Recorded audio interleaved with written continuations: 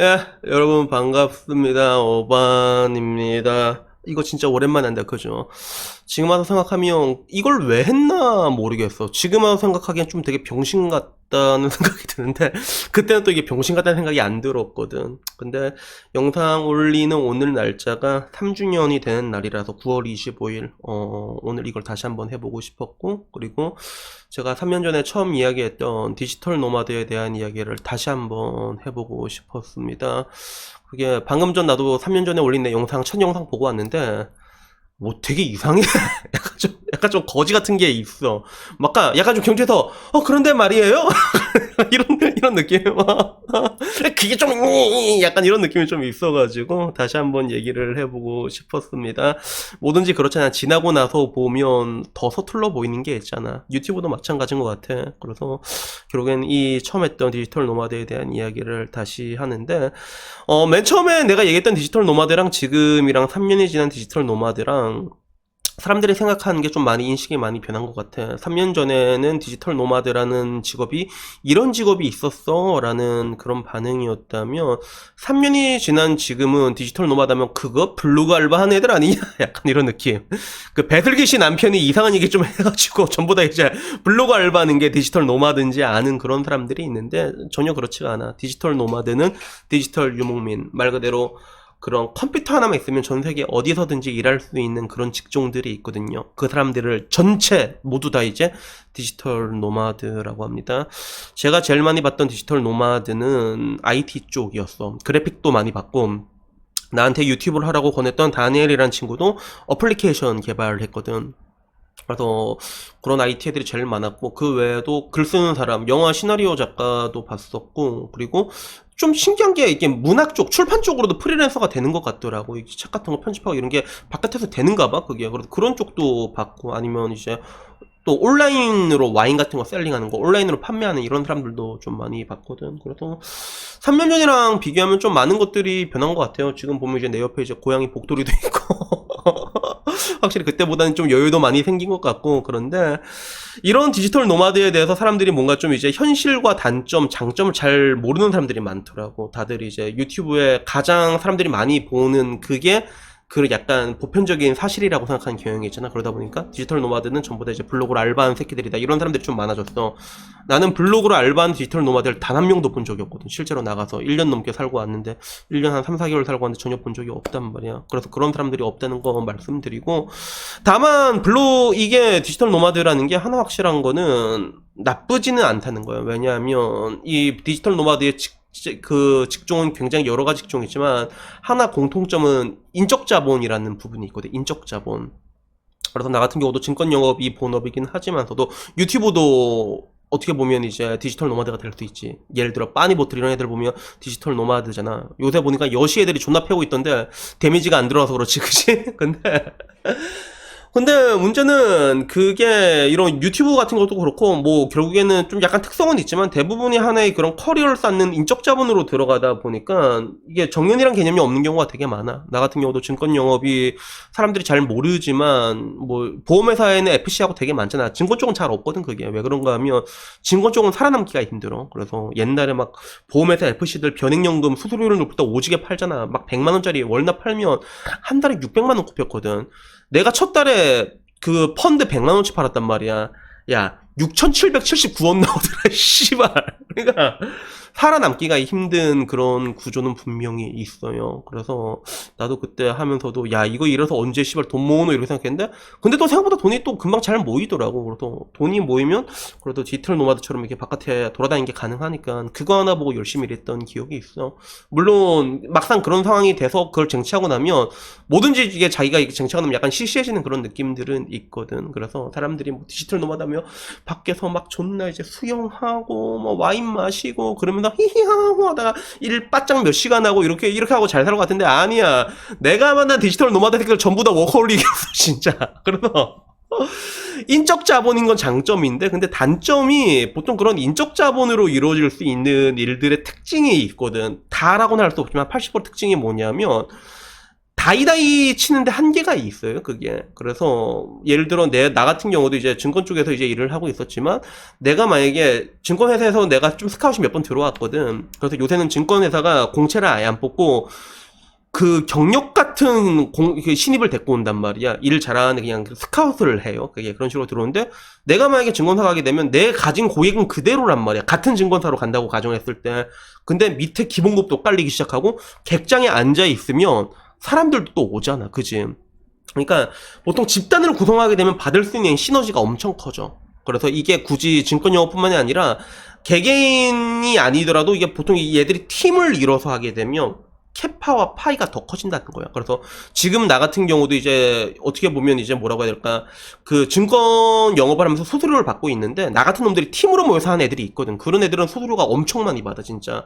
나도 업계 최고 수수료율인데 나보다 훨씬 높게 받아. 왜? 걔들은 팀으로 이제 담합을 하니까 딜하기가 편해지는 게 있단 말이야. 그러니까 사람들이 모이면 모일수록 뭐 기본적으로 바보가 되는 건 있지만, 할 수 있는, 치고 나갈 수 있는 맥시마이즈가 엄청 커지게 돼 있거든. 딱 커지게 돼 있단 말이야. 그러다 보니까 이제 팀을 이루게 되면 이제 파이도 커지고 돈도 많이 벌어오게 될 수 있는 그런 부분들도 분명히 있거든. 그래서 결국에는 이제 장점과 단점을 봤을 때, 장점도 있고 단점도 있는데, 약간 디지털 노마드의 가장 큰 장점은 자유잖아. 근데 자유를 얻는 대신에 포기해야 되는 것도 분명히 있는 것 같아. 방금 좀 말한 것처럼 큰 파이에 일은 못해. 나도 지금 일을 하지만 결국엔 연금이나 깔짝깔짝거리고 있잖아. 개개인이 다이다이 칠 수 있는 일에는 한계라는 게 명백하게 존재하거든. 근데 그거는 다른 일도 마찬가지일 거야. IT든 어느 쪽이든 대형 프로젝트를 따낼 수는 없단 말이야. 그래서 그런 부분이 조금 이제 단점이라면 단점일 수 있고, 또 단점이라고 얘기한다면 글쎄요, 나머지는 잘 모르겠어. 나머지는 어떤 종류의 디지털 노마드를 선택하느냐에 따른 다른 문제인 것 같아요. 그래서 아까 말했던 뭐 이제 그 블로그 알바라고 하면 이런 거는 한 애들 엄청 많단 말이야. 튕겨져 나가게 돼 있어. 그래서 나도 지금 유튜브를 부업으로 하고 있지만 유튜브도 마찬가지잖아. 진입장벽이 낮은 모든 직종은 신규로 들어온 사람들이랑 끊임없이 경쟁을 해야 돼. 근데 나 같은 경우는 만약에 내가 이제 직업이 두 개지만 증권 영업으로 예를 들자면, 증권 영업은 살아남기가 힘든 구조거든. 근데 살아남으면 강해져 있단 말이야. 나도 이제 10년 됐는데 거래한 사람 10년씩 거래하다 보니까 나중에 이제 연락이 와. 친구 좀 받아줄 수 있냐? 친구 좀 봐줄 수 있냐? 이런 식으로 연락이 온단 말이야. 살아남으면 강해져 있거든. 왜? 이쪽은 신규가 들어올 수가 없어. 신규가 살아남을 수 있는 구조가 아니란 말이야. 애초에 그렇단 말이야. 그런 직종은 오래 가면 강해지는 게 분명히 있거든. 물론 다 직종마다 이제 다 다르긴 하겠지만, 근데 아래로 뚫려 있는 직종 같은 경우는 이거는 진짜 빡시다는 거야. 유튜브도 그렇고, 아까 말했던 블로그 알바 같은 것도 그렇고, 특히나 지금처럼 취업이 안 될 때는 전부 다 그쪽으로 파고든단 말이야, 사람들이. 바로 이제 그런 뭔가 이제 안전마진 같은 개념이 잘 없거든요. 그래서 이런 쪽으로 하는 거는 난 별로 이렇게 비추를 하고 싶어. 그래서 내가 여러분 보고 유튜브를 하지 말라는 게 아니라, 실제로 유튜브 채널이 그렇잖아. 300만 개 채널 중에서 아직 10만이 넘은 채널이 1만 개가 안 될 거야. 1만 개 이제 넘었을란가 모르겠는데, 근데 문제는 10만, 20만, 30만 돼도 나 유튜브 전문 사람 많이 봤거든. 왜 그런지 이해가 돼. 돈이 잘 안 돼, 여러분. 유튜브가 생각보다. 진짜 내가 지금 딱 상위 6%, 유튜브로 따지면 3% 정도가 되는데, 진짜 딱 최저 시급 같은 그런 느낌이 있다니까. 그래서 나도 2년 차까지는 이걸 씨발 왜 했지? 고민을 많이 해서 후회를 많이 했단 말이야. 증권 영업 샷다운을 내가 다 막아놓고 지금도 이제 연금만 깔짝깔짝 거리잖아. 그러다 보니까 내가 이걸 씨발 왜 했을까라는 생각이 많이 들어서 되게 푼돈이거든, 유튜브는 사실. 근데 뭐 지금이야 이제 뭐 이제 난 직업이 두 개인 걸 이게 완벽하다고 생각해서 내 인생에 있어서는 이게 우산장소, 집신장소처럼. 그래서 지금이야 뭐 이제 뭐 생각 없이 하고 있는 건데, 그야 원래 내가 원래 생각 없이 하는 걸 좀 잘하는 편이라서 그런 게 있긴 있는데, 근데 여튼간에 뭐 지금까지 좀 중구난방으로 얘기하긴 했는데, 디지털 노마드라는 게 일단 장점 아까 말한 것처럼 인적 자본.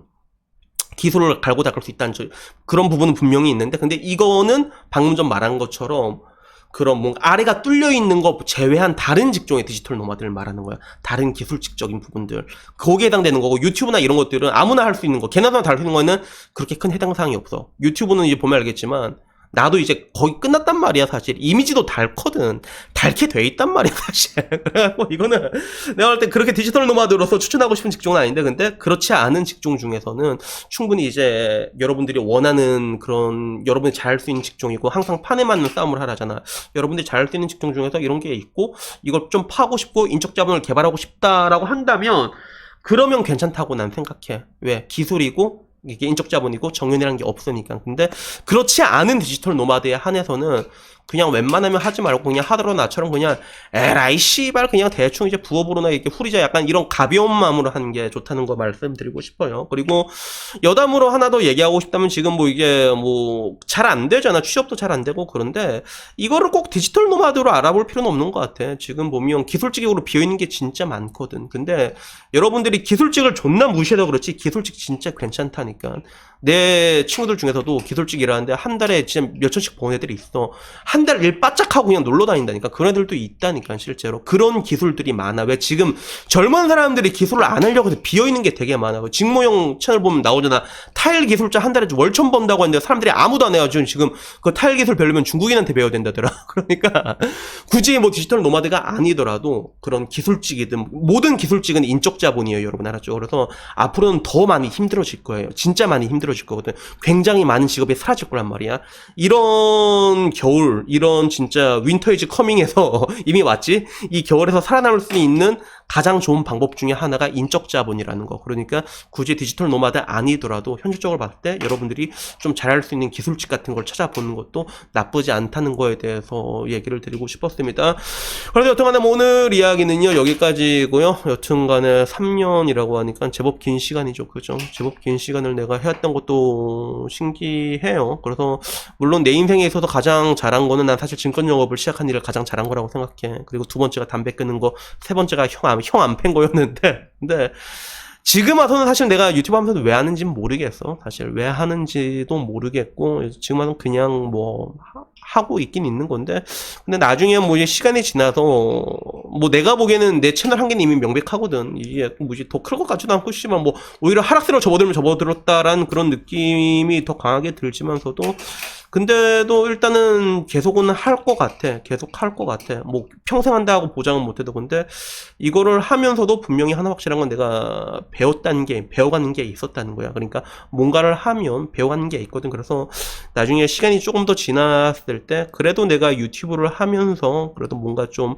많이 배웠다라고 얘기할 수 있는 날이 내 스스로에게 그런 날이 그냥 좀 왔으면 좋겠습니다. 그래서 여튼간에 뭐 오늘 이야기 여기까지고요. 오늘은 3주년 라방 할 생각이니까 여러분들 많이 와가지고 축하해 주시면 좋겠습니다.